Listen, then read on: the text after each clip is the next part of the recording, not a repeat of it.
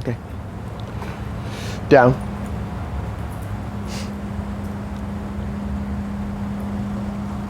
He had a big problem with DOWN, and so even now I can say it, and it's sort of a slow thing where he knows what it means and he's starting to do it, but I want him to just go like, boom, go there right away.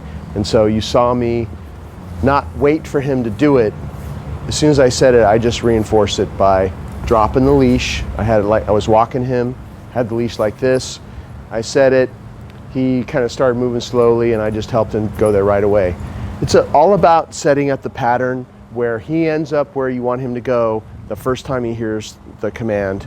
And that's what you're doing when you do that. You're just speeding him up and setting in the pattern where he ends up there right away, so that later on you don't have to step on a leash. You'll just say it, he'll go there. So don't wait for him to kind of like think about it and go there slowly. Just if he doesn't go right away, just gently but firmly, like you saw me just do, put him there. And that's why he's going to start doing it on his own, and you won't have to do that later on at all. Maybe just even in the next week, he'll start just going there by himself quickly. Down is, stay is built into down, and so you can do whatever you want, go wherever you want, and he knows to stay there until he's released. You can drop the leash. Make sure that if you're doing this thing where you drop the leash and walk farther away, that you're always in a fenced, secure yard so that he can't jump up and run off. So we only do this in a yard that's secure, where he can't get out. If he does that stuff successfully, he can come back and good, he gets a reward. The only reason, nope. See how picking up the leash with him, this is his thing. Picking up the leash will trigger him to break out of his position. So if he tries to twist his body, just, I'm not doing anything but holding him straight so he doesn't turn and lay down sideways. I want him to go back to exactly where he was before. And if you have to wait him out sometimes like this, he needs to know you're serious, and see how he might stick his head on this side of your leg. Don't let him get around you. You stand there and make sure he goes back to where he was. And then, and he may do this to try to get out of doing this. So you say no. Okay. Because he's still screwing up. You do your little do-over circle like that, step on that leash. He needs to know that you're unfailingly consistent, and it's going to go the same way every time.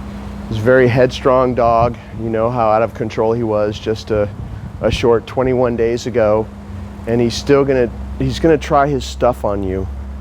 He's going to do all his moves and see if he can get away with it with you like he used to do just 3 weeks ago.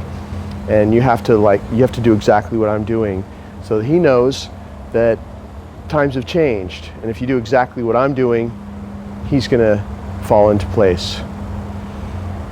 And he's very stubborn. So if you stand here for a while and he doesn't collapse again, you can just help him. I'm barely doing any pressure at all. And he goes back. So it's kind of a war of the wills. You stick with the program. It's like sticking with the program. No. If he just stands up and you're in front of him, you don't always have to do that do-over circle. You can just stand on a leash. Put him back like that. You know, unfortunately, when you get a dog that's this out of control, in 21 days, he's a lot different, but he's not completely transformed yet. And so much of these videos that I'm making are just showing how far I got in 21 days. See how he's trying to get around me? You can say no. Make sure that his head stays in front of your leg where it was. Make sure his body stays straight. And that he collapses exactly where you want him to be. So what I was saying was that so much of this is showing you how to continue it, and I know that he's going to be doing this with you, because he's going to come back home with you and think, oh, it's them, and I know exactly what I do with them, and I can get away with them. They're pushovers, not like that other guy who won't let me get away with anything. That's why we make the video for you, so that you know exactly what to do when he tries this on you. And he gives up. And so we just had like a little 3-minute episode here, and you saw how I won. And I'm going to end on a success, because you'd never end a training session on that where he kind of feels like you forced him to do something.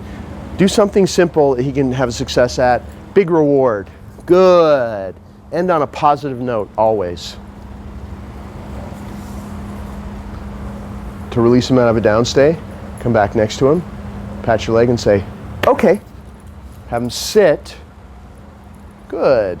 If he sits and you don't have food, you can always say, good. With food, we're going like this. Good with food.